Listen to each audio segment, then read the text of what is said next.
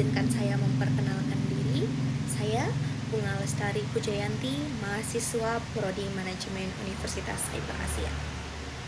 Hari ini saya akan mengajak teman-teman melihat bagaimana sistem ekonomi berkembang dari masa tukar barang hingga sistem yang menjadi jati diri bangsa kita, sistem ekonomi Pancasila. Baik teman-teman semuanya, kita akan mulai dari yang paling sederhana, yakni sistem barter. Di masa lalu, orang-orang bertukar barang secara langsung. Namun, karena sulitnya menentukan kecocokan kebutuhan di waktu yang sama, sistem ini berkembang menjadi ekonomi pasar yang lebih kompleks atau yang lebih luas. Dan dalam perkembangannya, dunia sempat terbelah menjadi dua.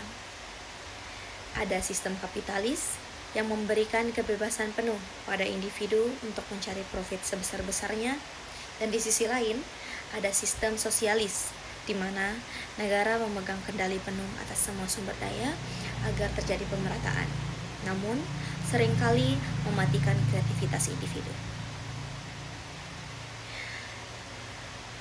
Dan karena dua sistem tadi punya sisi ekstrim, muncullah sistem ekonomi campuran.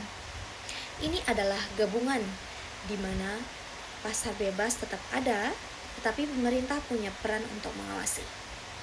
Nah, teman-teman, Indonesia punya versi yang lebih spesifik dan berakar pada budaya kita sendiri.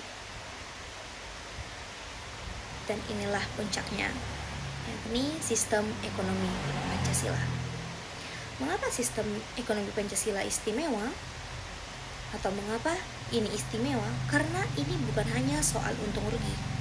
Berbeda dengan kapitalis yang fokus pada persaingan atau sosialis yang fokus pada dominasi negara, sistem ekonomi Pancasila berdiri di atas asas kekeluargaan dan gotong royong.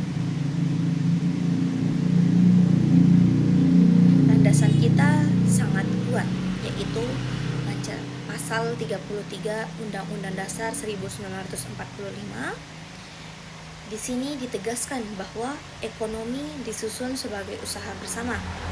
Artinya, dalam manajemen bisnis di Indonesia, kita tidak hanya mengejar kemakmuran pribadi, tapi juga kemakmuran bersama melalui peran koperasi, BUMN, dan penguatan UMKM.